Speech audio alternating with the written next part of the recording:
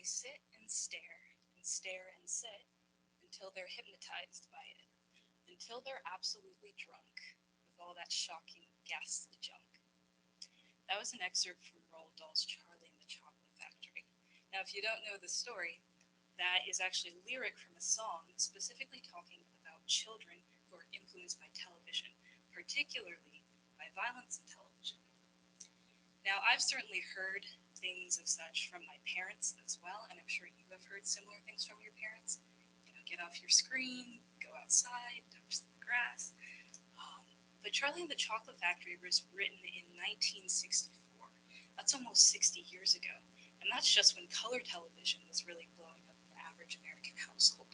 Even before then, black and white television. So that means that this concern about children being influenced by violence on television has persisted for almost 60 years now. When I was first researching this project, I thought, why is that? Is there what is this issue? What is the answer to this? Is there actually an influence, and how much are children actually being influenced? And I was having a hard time trying to tackle this, so I decided to jump right into the content itself. How are television shows and how are digital media actually presenting violence to children? And I do want to clarify that this is about children's media, so not about a child watching a rated R movie or a horror movie, specifically how children's media is presenting action scenes and violent scenes to children. And I found that these kind of scenes tend to fall within two different categories, and that's justified violence and unjustified violence. So say a child is watching a superhero show, and a bad guy has just robbed a bank, and so the superhero shows up, and they beat up the bad guy. Now this kind of scenario is usually framed as morally good. And why is that? Because there's an act of violence being shown, but it's because the good guy is performing the act of violence on the bad guy related to you. Everything within your own is because the bad guy has done something wrong. Now let's say in a second scenario, the superhero shows up, but instead of going after the bad guy, they do a 180 and start beating up an innocent civilian. Now what's the difference between the two scenarios? They're both showing the exact same act of violence, but the second scenario is presented as unjustified because the innocent civilian is innocent. They haven't done anything to warrant that kind of violence upon themselves.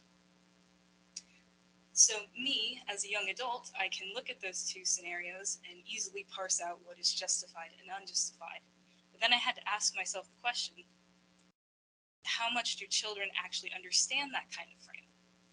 And that's also when I realized, well, children can include 3-year-olds. That could also mean 17-year-olds. And that's when I stumbled upon this theory, the theory of cognitive development. Now, this theory was developed by a Swiss psychologist named Jean Piaget in 1919. It was performed by a main character, 4 different stages that a child goes through as they're growing up. So essentially 4 different age groups, and they cannot skip through any of these stages.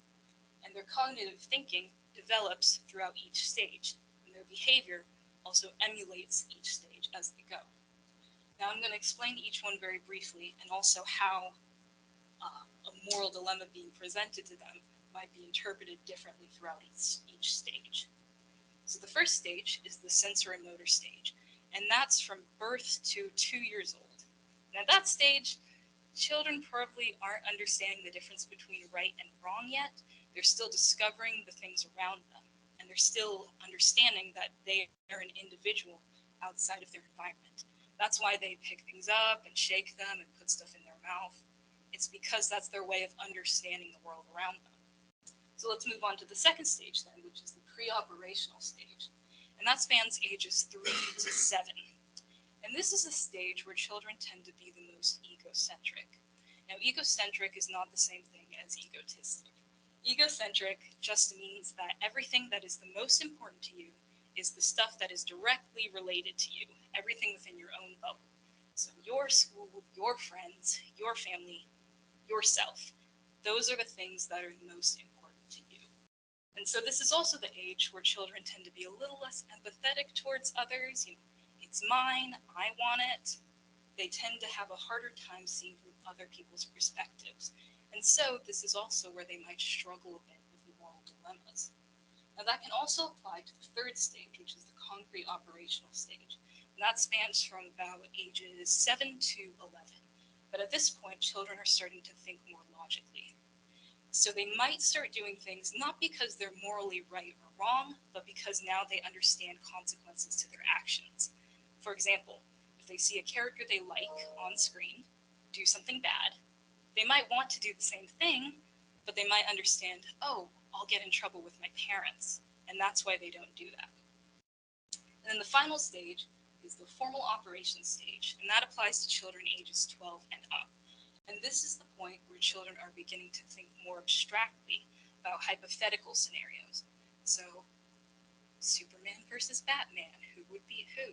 They're also thinking more about moral, philosophical, political, and ethical situations as well. So this is the point where they're starting to understand things outside of their own bubble. Now, there was a great study done on about 200 children in grade school where a bunch of researchers basically interviewed them one-on-one and was asking them questions about, oh, what are your favorite shows and what are you noticing in them? And the interviewers found that about 73% of these very popular television shows had acts of violence that would mostly go unpunished, and that 37% of the time it was performed by a main character or a character that had positive qualities with which a child might identify with.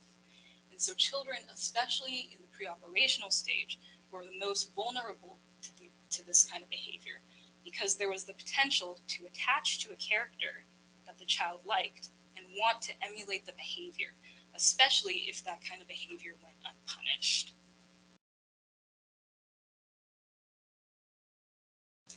Now, as for my actual project, I basically did a 5-minute illustrated video about what I've just been talking about. And I wanted to do kind of a simple cartoony style just to sort of fit with the theme and also illustrate some of the examples that I've been giving. And what I've learned about my own communication and also why this is so important. Something I had to consider is that I'm not a parent, which is who I was kind of aiming at as an audience. So I thought, well, how do I present this kind of thing? I don't want to tell people how they should parent their kids.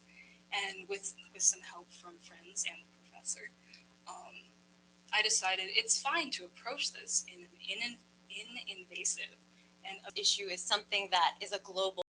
in a way that is just kind of presenting the information rather than trying to make an argument. And that was something that I worried about. I thought, well, if I'm just putting something out there without a strong stance, how are people going to notice? But that's a huge part of communication, is presenting something, listening. And a huge part of Piaget's theory as well is understanding how children think. And so it's less of parents telling children what to do, but actually listening to children talk about their shows, engaging what kind of things they're noticing from them, and from there on, knowing where to guide them from that point on. And this project doesn't apply just to parents or guardians. This applies to anybody. And it's relevant now as it was 60 years ago, and it will be in the future, because this applies not just to TV shows, but to any kind of digital media. There's plenty of YouTube channels I know out there that they're specifically at kids, and ones that are trying to present some kind of moral message. And so this kind of topic, this concern that children will be influenced, is still very reasonable. It just helps know a little bit more information about how your child is actually taking in information. And this also helps with understanding how you took information in as a child and how children take advice from adults. So I hope that maybe I showed you something that you didn't know before, or that I've piqued your interest in this topic, because it is vast. I have barely scraped the surface. And I also hope you check out the video. I had a lot of fun making it. So thank you for listening.